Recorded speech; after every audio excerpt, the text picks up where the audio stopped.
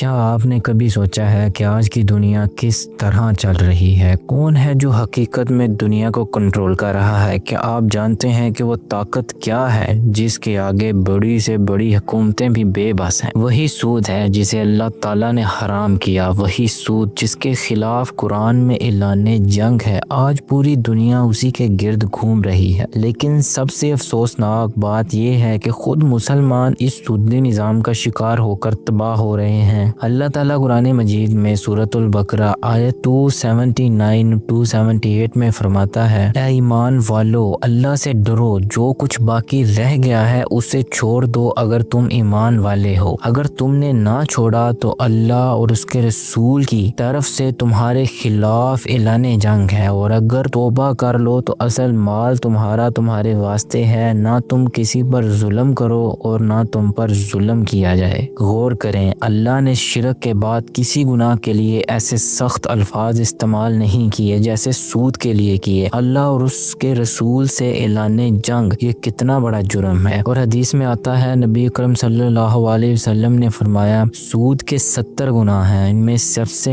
ہلکا گناہ یہ ہے کہ آدمی اپنی ماں سے زنا کرے۔ سوچیں، جس گناہ کا سب سے ہلکا درجہ ماں سے زنا جیسا سنگین گناہ ہو، وہ خود کتنا بڑا گناہ ہوگا۔ ایک اور حدیث میں ہے کہ نبی اکرم صلی اللہ علیہ وسلم نے سود لینے والے، سود دینے والے، اسے لکھنے والے، اس کے گواہوں سب پر لعنت فرمائی ہے۔ آج کی دنیا دیکھیں، پورا عالمی معاشی نظام سود پہ کھڑا ہے۔ امیر ملک غریب ملک کو سود پر قرض دیتے ہیں اور پھر وہ غریب ممالک سود کی قسطیں بھرتے بھرتے اپنی معیشت تباہ کر بیٹھتے ہیں۔ کیا آپ جانتے ہیں کہ افریقہ جیسے غریب بر اعظم نے سود کی مد میں دنیا کو اتنی رقم دے دی کہ کئی بار وہاں کی کل قومی آمدنی بھی اس سے کم ہے؟ لیکن یہ صرف بین الاقوامی سطح پر نہیں، آپ کے گھر میں دیکھیں، قرض پر لی گئی گاڑی، قرض پر لیا گیا گھر، کریڈٹ کارڈ پر خریدی گئی اشیاء، ہر جگہ سود ہے۔ اور سود کا نظام اس لیے کامیاب ہے کیونکہ یہ سستی کمائی کا ذریعہ ہے، محنت نہیں کرنی پڑتی، بس پیسے بیٹھے بیٹھے بڑھتے جائیں۔ یہی وہ ذہنیت ہے جو امیر کو امیر تر اور غریب کو غریب تر کرتی ہے۔ اللہ تعالیٰ فرماتا ہے، اللہ سود کو مٹاتا اور صدقات کو بڑھاتا ہے۔ سودی دولت میں برکت نہیں ہوتی، چاہے ظاہر میں وہ کتنی ہی زیادہ ہوتی دکھائی دے۔ اب دیکھیں مسلمانوں کا حال، آج پوری امت مسلمہ سود کی دلدل میں پھنسی ہوئی ہے۔ پاکستان جیسے ملک کو دیکھ لیں، بیرونی قرضوں میں ڈوبا ہوا، ہر سال قوم کا بڑا حصہ صرف سود کی ادائیگی میں چلا جاتا ہے۔ یہ وہی رقم ہے جو اسپتالوں، اسکولوں اور ترقی کے کاموں میں استعمال کی جا سکتی تھی۔ انفرادی سطح پر دیکھیں، کتنے مسلمان ہیں جو سودی قرضے لے کر کاروبار شروع کرتے ہیں اور پھر ساری زندگی اسی قرض کو اتارنے میں گزار دیتے ہیں۔ حدیث میں آتا ہے، سود خواہ کتنا ہی بڑھ جائے، اس کا انجام کمی اور ذلت ہے۔ نبی اکرم صلی اللہ علیہ وسلم نے فرمایا، جس قوم میں سود پھیلتا ہے اس قوم میں پاگل پن پھیلتا ہے۔ سود کا نظام دنیا کو کنٹرول کر رہا ہے، اس نے مسلمانوں کو تباہ کر دیا، لیکن اس سے نکلنے کا راستہ بھی ہے۔ اللہ نے سود کو حرام کیا تو اس کا متبادل بھی دیا۔ تجارت، صدقہ، قرض حسنہ، اپنی زندگیوں سے سود کو نکالیں، چھوٹے چھوٹے قرضوں سے توبہ کریں۔ اللہ نے وعدہ کیا ہے، جو سود چھوڑے گا اسے اس کا اصل مال ملے گا۔ حلال کمائی میں برکت ہوتی ہے،